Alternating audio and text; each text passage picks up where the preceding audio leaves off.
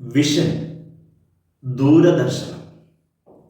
നമ്മൾ കണ്ണുകൊണ്ട് കാണുന്നതല്ല, മനസ്സുകൊണ്ട് കാണുന്നതാണ് വിജയത്തിലേക്ക് വഴിയിടുന്നത്.